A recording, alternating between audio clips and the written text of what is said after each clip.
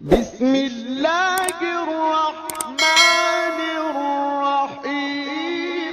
آپ کہتے ہیں نا ہم نمازی، ہمیں آتا ہے سب کچھ، ایک دفعہ سنا ہے کسی قاری صاحب، اچھے قاری صاحب، سینکڑوں تو آپ کی تلفظ کی غلطیاں ہوں گی، تجوید پڑھی نہیں ہوتی ہم نے، نماز میں الٹا سیدھا پڑھ رہے ہوتے، ربی جعلنی، او بھائی ربی جعلنی ہے، جعلنی کہاں سے آگے؟ جیم پہ تو فتح ہے ہی نہیں، آپ جیم ساکن ہے، ربی جعلنی، سبحانک اللہم،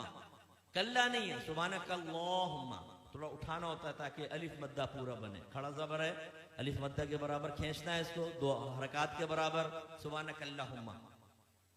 وَتَّبَارَكَ اسْمُكَ، وَتَّبَارَكَ، او بھائی وَتَّا نہیں ہے، وَتَبَارَكَ اسْمُكَ، التحیات، او بھائی التحیات نہیں ہے، التحیات ہے، سبحان رب العالی، سبحان رب العظیم، نا بھائی یہ نہیں ہے، سبحان ربی العظیم، سبحان ربی الاعلی، یہ ہے۔ آپ سنائیے، میں نے تعلیم بالغان کا مدرسہ بہت پڑھایا، جب میرے سامنے آتے تھے نا، کتنے سال سے نماز پڑھ رہے ہیں؟ 25 سال سے، اچھا سناؤ ذرا سورت سناؤ، او بھائی ایک نئی صورت کی شکل سامنے آتی تھی، زبر کی جگہ زیر، زیر کی جگہ پیش، پیش کی جگہ کچھ۔ میں آپ سے گزارش کرتا ہوں، میں آپ کو حقیر نہیں سمجھ رہا ہوں، آپ کی تحقیر بیان کرنا مقصود نہیں، خدا کی قسم خواب غفلت سے جگانا مقصود ہے۔ آج آپ چیک بھرتے ہیں نا، چیک، جتنے یہاں چیک بھرنے والے موجود ہیں ان سے پوچھئے، اتنے آرام سے بھرتے ہیں کہیں ٹیڑھا میڑھا نہ ہو جائے، باؤنس ہو جائے گا، اور کہیں اگر غلط ہو جائے نا تو اوپر سائن کرنا پڑتا ہے، ورنہ یہ ریٹرن ہو جائے گا جی چیک بینک سے اوور رائٹ ہو گیا ہے، تب کہیں جا کے وہ کیش ہوتا ہے۔ لیکن جب نماز پڑھتے تو سمجھتے ہیں بہت بڑا ہم نے اللہ پر احسان کیا ہے، بعض تو پڑھتے ہی نہیں، خیر جو پڑھتے ہیں بہت بڑا احسان کیا ہے، اور پڑھی بس اللہ قبول فرمائے گا۔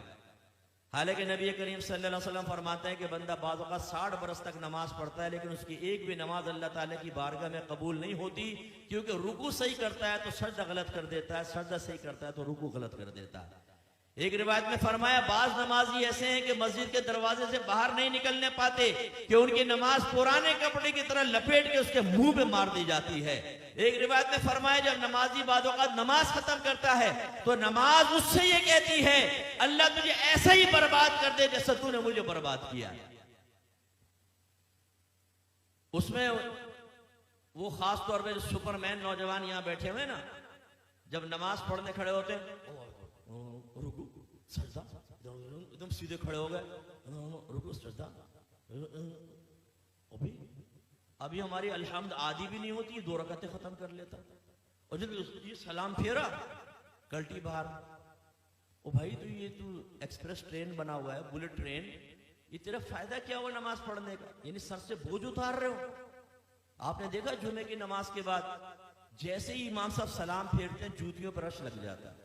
اتنا رش ہو جاتا ہے جیسے باہر 5-5 ہزار کے نوٹ بٹ رہے ہیں، اگر دیر ہوگی تو نکل جائیں گے۔ جوتیاں ڈھونڈنے میں 15 منٹ وہاں لگا دیں گے، مسجد میں نہیں بیٹھیں گے، نہ سنن پڑھیں گے نہ نوافل پڑھیں گے آگے کے، اور باہر نکل کے پھر دوسرے کہتے ہیں ہاں کیا کرنا، چل ڈھابے میں چائے پیتے، ابھی تم اس لیے تھے باہر نکل کر آئے تھے۔ یہ بھی ضمناً بات آ گئی تو میں آپ کو عرض کر دوں، غور سے کریں، غور سے دیکھیں، اور اپنے بارے میں بھی سوچنا ہوں، آپ بھی سوچیں۔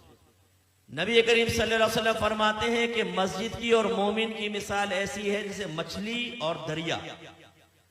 کہ اگر مچھلی کو دریا سے باہر نکالیں تو وہ اس وقت تک چین سے نہیں بیٹھتی جب تک دوبارہ دریا میں نہ آ جائے، اور منافق کی اور مسجد کی مثال ایسی ہے جیسے پرندہ اور پنجرہ، کہ اگر پرندے کو پنجرے میں بند کر دیں تو وہ پھڑپھڑاتا رہتا ہے کہ دروازہ کھلے اور میں اڑ جاؤں، اور جیسے کھولتے ہیں اڑ جاتا۔ اپنے بارے میں ہم سب کو غور کرنا چاہیے، ہم میں مومنانہ صفت ہے یا منافقانہ صفت ہے؟ امام صاحب سلام پھیرتے ہیں دعا بھی نہیں مانگتے، یہ بس امام صاحب نے سلام پھیرا فوراً اٹھ کے باہر، جوتی لے کے باہر، کرنا کیا ہے؟ دوستوں کے ساتھ بیٹھ کے گندی لڑکیوں کی باتیں کرنی۔ حالانکہ نبی کریم صلی اللہ علیہ وسلم نے فرمایا کہ جب کوئی نماز پڑھ کے اپنی جگہ بیٹھا رہے اور جان بوجھ کے اپنا وضو نہ توڑے تو فرشتے اس کے لیے دعائے بخشش و مغفرت کرتے رہتے ہیں جب تک کہ وہ اٹھ نہ جائے۔